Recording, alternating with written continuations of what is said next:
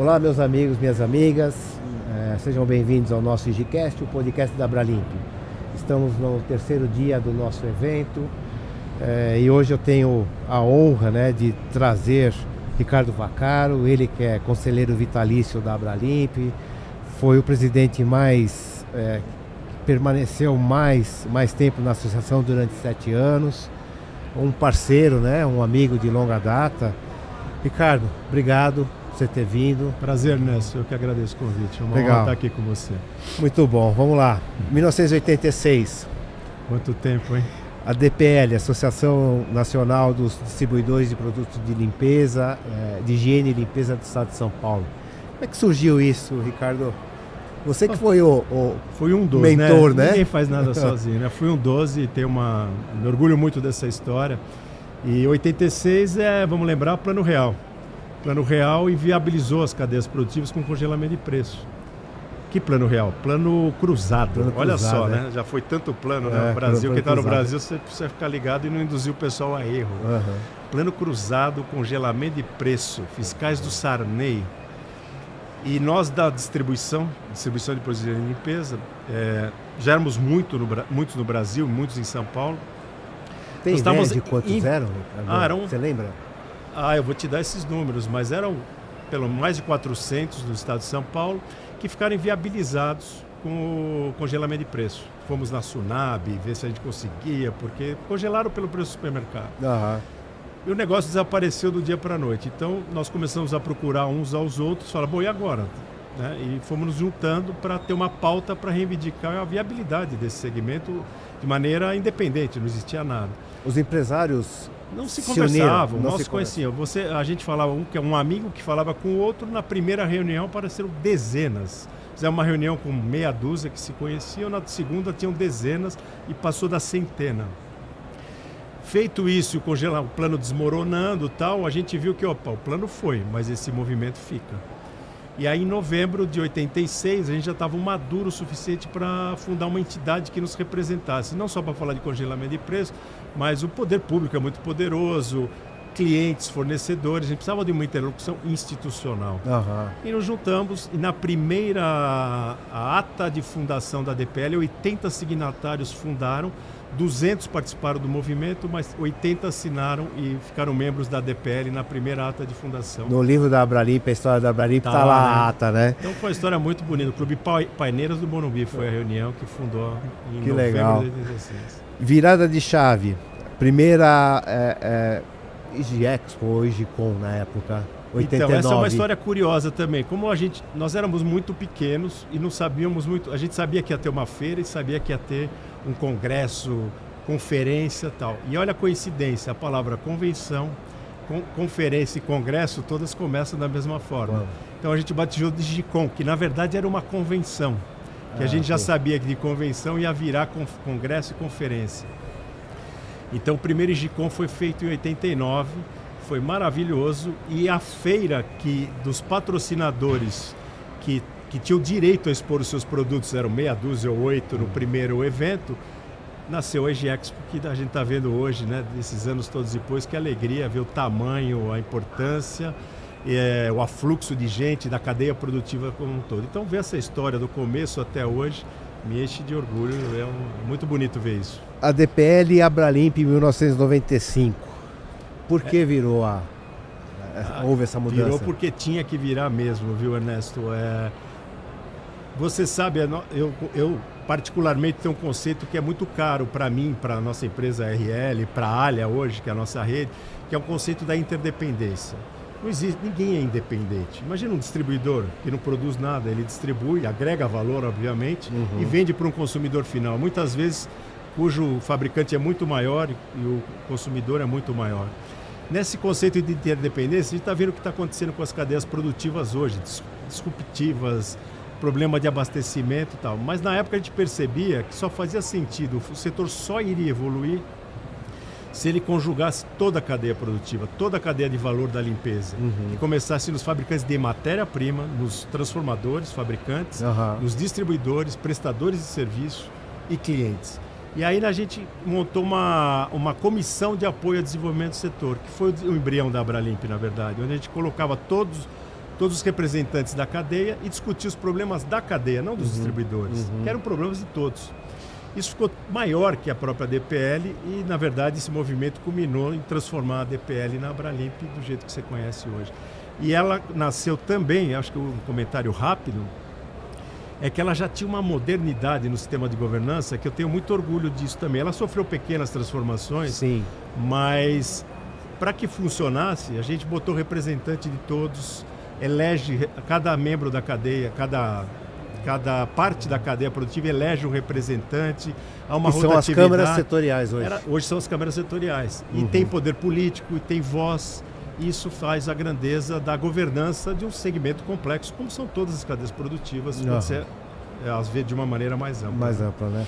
A IGExpo esse ano vem com a proposta de sustentabilidade. Como é que você vê esse assunto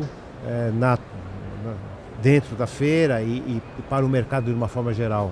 Eu vejo, é muito emblemático que a IGExpo venha com Carbono Zero, um evento neutro, e espero que sensibilize todos que estão aqui, porque a relação do segmento com higiene e limpeza, no nosso setor, né, de higiene e limpeza profissional, com a questão ambiental, por exemplo, é 1 para 1. O que a gente faz? Remove sujeira e descarta. O que é a sujeira se não poluição? Então a maneira como você recolhe, a maneira como você fecha isso, como você descarta, você tem impactos assim, diretos. Você não precisa imaginar o seu impacto, porque você compra um computador e fala, qual é o meu impacto?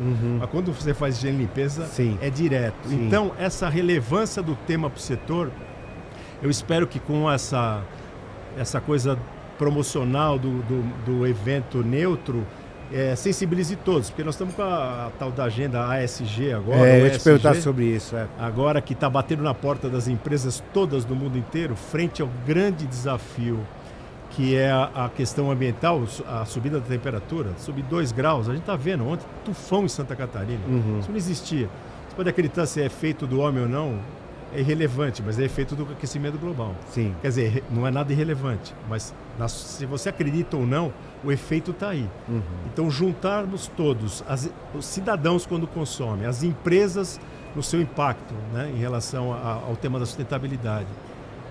E as associações têm a capacidade de mobilização incrível. Então, a Abralimp, para entrar nessa jornada, é fundamental e que seja o ponto de partida para uma mobilização muito maior, porque a gente precisa fazer frente a esse impacto, porque as coisas estão batendo na nossa porta. Para nível de esclarecimento, né, SG, a parte de governança ambiental, social e corporativa. Hoje é uma abordagem, né, para avaliar até que ponto a corporação trabalha em prol de objetivos sociais. É um pouco mais que isso, viu, Ernesto? O movimento de responsabilidade socioambiental, empresarial, já tem 30 anos no Brasil. E acredite se quiser, é um dos mais adiantados do mundo em termos de organizações, como o Instituto Ethos, por exemplo, e outras tantas que foram filhotes e foram nascendo e trouxeram esse tema. Então, eles ajudam as empresas a se engajarem, porque a empresa tem impacto em tudo que produz, e ela tem uma influência na economia gigantesca. A novidade agora é o G de governança, porque os acionistas começaram a perceber que é uma transformação no mundo, os consumidores começaram a fazer escolhas muito fortes. As novas gerações não querem ter carro, elas não querem ter nada, elas consomem de outro jeito. O Almir Klink falou isso na palestra, né? Minhas filhas não querem ter apartamento, não querem ter carro. Não quer ter posse, mas quer ter um estilo de vida ligado à questão da natureza, quer ter menos impacto, estão ligados nesse tempo. Essa transformação geracional começa a pressionar as empresas. E aí os acionistas que não são bobos nem nada, não necessariamente são bonzinhos, nem estavam sensibilizados, porque eles estão de olho no trimestre e tudo mais, começaram a perceber que tem algo novo por aí. Então esse G apareceu para dar um rigor no sistema de governança, para que as companhias andassem juntos para ter impacto. Eu acho que é um início. Tem muita gente que está embarcando de moda, não sabe bem o quê, mas a solução passa por aí pelas empresas. Tornar essa agenda efetiva, não só discurso, mas botar na prática, medir impacto, reduzir impacto, fazer parcerias. Eu estava dando uma estudada um pouquinho mais a fundo, né? Inclusive todos os benefícios que traz essa sigla, né? ESG, né? Desempenho financeiro, confiança para os investidores, fidelidade do consumidor. será que as empresas, né, o mercado enxerga isso, Ricardo? Então, essa é uma questão, não sei se você soube ou leu, teve um artigo no Financial Times, no mês passado, zancando o tal da agenda ESG, dizendo que ela é insuficiente, e é mesmo, e que achava que não ia dar tempo. De uma certa forma, depois eles pediram desculpas pelo tom do artigo, não pelo artigo, mas pelo tom do artigo, no sentido que as empresas estão fazendo isso para enganar, para enrolar. Era mais ou menos o tom do artigo. E agora, essa transformação veio para ficar. Se você não acredita por ideologia ou por... Alguém vai sentir no bolso, os acionistas. Acredite cliente, pela questão econômica, sim. porque o seu cliente vai pedir, o seu fornecedor, a multinacional vai pedir de você, vai fazer exigências nesta agenda que tem que ser relevantes, não bastam ser periféricas. Então vai mexer no bolso de muita gente, já está mexendo. O consumidor, quando consome, ele está dando um voto. Se ele compra da sua companhia ou da do seu concorrente, ele está elegendo alguém para gastar o seu dinheiro. E o que é a diferença agora? Que agora ele não olha só para a qualidade intrínseca, qualidade e preço. Norteou as nossas gerações, era custo-benefício, qualidade e preço. Ele olha, ok, qualidade, preço, básico. Que mais? Vamos falar do que mais? Como é que você trata seus empregados? Como é que você trata seus clientes? Qual é a diversidade dentro da sua empresa? E aí entra o tal da G da governança para articular todos esses movimentos e isso tem resultado econômico, né? Um exemplo disso clássico, né? Eu acho que a empresa que a gente pode citar que é ícone é a Natura. Quem primeiro entrou radicalmente nessa agenda 30 anos atrás, 40 anos atrás, e hoje virou uma multinacional global e ancorado sempre no diferencial da sustentabilidade, que é algo extraordinário. Então, mexe no bolso, mexe na economia, e tem vários estudos e estatísticas dizendo que empresas que cuidam da agenda da sustentabilidade têm desempenhos superiores, a longo prazo, não no trimestre. Sem dúvida, isso é importante. São vários itens, né, que ele coloca como benefício, isso é realmente real, né? Não é real, mais... não é fantasia, fantasia. Você participou desde o começo aí da IG Expo, tá certo? Nós já falamos sobre isso. Qual a diferença que você vê hoje, que você via lá? Na minha época foram 50, já até falei algumas vezes, 56 expositores, 59 expositores. Hoje quase 150 expositores. Você sabe que mudou, Ricardo? Olha, mudou muita coisa nesses anos, é evidente. Basta andar na feira, né? Você vê toda a tecnologia disponível, os investimentos nos estandes, na abordagem, gente falando de sustentabilidade, gente lançando produto com diferenciais relevantes. Então só um parênteses, o governo federal vindo aqui para falar sobre compras. Você vê, apareceu para valer, né? Então a IG Expo é uma realidade. O segmento de higiene e limpeza profissional, não vamos misturar um outro tema aqui para dar força para esse da feira. A pandemia e a relação da higiene e limpeza. Como é que as pessoas viam lá atrás, ou seja, desprezavam. Né? Nós estávamos no fim da cadeia alimentar, com uma coisa que a gente sempre soube, quem atuar nesse mercado, o quão essencial ele é, porque mexe com a preservação da saúde em primeiro lugar. Saúde e bem-estar, né? Aí vem a pandemia, mostrou para todo mundo, é para valer, e todo mundo passou a fazer a sua própria limpeza e sentiu na pele.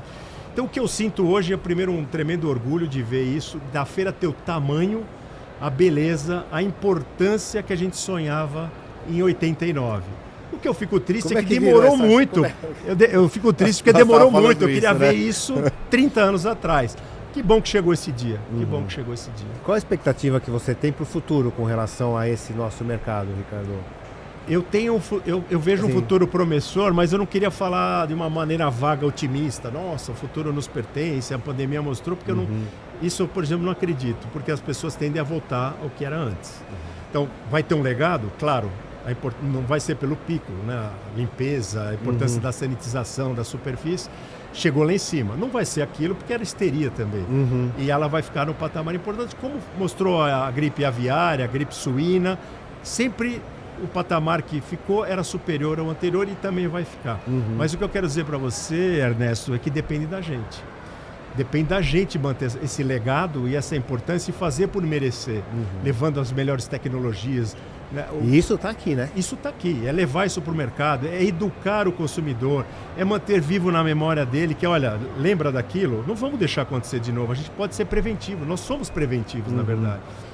Um ambiente higienizado, ele traz uma sensação de bem-estar e uma segurança do ponto de vista da contaminação em qualquer circunstância. Não é só na área de saúde e na sala de cirurgia. Sem dúvida. É no escritório, onde a gente põe a mão nas Restaurante, mesas. nós estávamos falando aqui ontem sobre isso. Então esse legado é que a gente tem essa consciência, que depende de nós elevarmos a régua e o nível do mercado para oferecer o que tem de melhor, né, e honrar esse legado e fazer ele perdurar muito e ser superior. Então eu vejo, a gente tem um futuro. Né? O nosso negócio não é um negócio de moda. Nosso negócio... Sazonal, né? Por mais que a pessoa não, é limpeza e tal, mas ok, a gente atua na saúde das pessoas e ele vai permanecer. Agora, a maneira como a gente faz isso, a gente pode mudar, a gente interfere e pode fazer cada vez melhor. Você acha que, especificamente no seu negócio, na área de distribuição, né? Como é que o setor está hoje, né? Quando a gente olha, né? Até pouco tempo atrás, não precisamos falar lá quando surgiu a DPL, que você já explanou, mas como é que eles enxergam esse mercado? Qual a expectativa? Eu tenho uma visão que é um pouco, confesso a você, nebulosa nesse tema, porque em 86, 90, 95, fabricante era fabricante, distribuidor era distribuidor e cliente era cliente. Era um mundo mais fácil. Era que nem o mundo antes do muro do Berlim, né? Era comunista, capitalista, tal. Depois parece que a coisa ia mudar, ia ficar mais simples, ficou mais complexa, com os nacionalismos, aquelas doideiras, né? Terrorismo global. Então, fui muito longe para voltar para dizer o seguinte: hoje, com a tecnologia, com as tecnologias de logística da informação, fabricante pode ser distribuidor, distribuidor pode ser fabricante, ser aliado em etapas da produção, cliente pode fazer parcerias logísticas de determinados formatos. Então essa figura clássica está desaparecendo do jeito que a gente conhece. E isso levou o distribuidor era a figura mais fundamental. Não foi à toa que a Abralimp nasceu da DPL. Porque além de ser o elo da cadeia que conversava com todas as pontas, tinha um sem número de gente prestando esse serviço. Com o plano cruzado, Collor, com a revolução da tecnologia, houve uma taxa, para você ter uma ideia, dos 80 signatários da Abralimp, só 2 sobreviveram a esses anos todos. A taxa de mortalidade foi quase que total, foi devastador. Por quê? Porque o mercado mudou e muitos não conseguiram acompanhar. Então o distribuidor, assim como a limpeza, ele vai ser essencial sempre, de alguma forma, mas não na maneira clássica. Ele tem que agregar valor, ele tem que ter conhecimento, ele tem que entender do mercado, ele tem que conversar com a indústria, ele tem que trazer propostas, ele tem que participar da inovação. Então, aquele distribuidor não só morreu mesmo, né, literalmente, infelizmente. Sim. Porque não é só mais entregar produto, né? Não é só entregar produto, ele tem que participar com inteligência, com estratégia. E aí nasce outro distribuidor. Então, você tem figuras híbridas no mercado, é tudo muito complexo, tudo muito mutante, e essa revolução só está no meio. Né? Então, por isso que eu falo que é muito nebuloso ainda. Bom, Ricardo, já estou sinalizando aqui, infelizmente a gente vai de acordo aí com o nosso... Vou falar com os mais velhos, que tem história, então você tem que tomar cuidado. Se deixar nós dois aqui, nós vamos até amanhã de manhã, cara. Tem que tomar cuidado. Mas de qualquer forma, Ricardo, assim, em nome do seu xará, Ricardo, né, presidente da Abralimp, essa história aí que você tem é fantástica, né? Isso é um exemplo, né, de perdurar nesse nosso mercado, um desafio, né, muito grande. Agradeço imensamente, prazer em revê-lo, né? Fazia tempo que a gente não conversava. É uma honra para mim participar e num momento tão especial. Agradeço o convite, é sempre bom estar aqui e é sempre bom resgatar essa história. Não, com certeza. Vou te convidar para fazer mais alguns aí podcast, tá certo? Obrigado, valeu. Pessoal, obrigado. Até a próxima. Obrigado.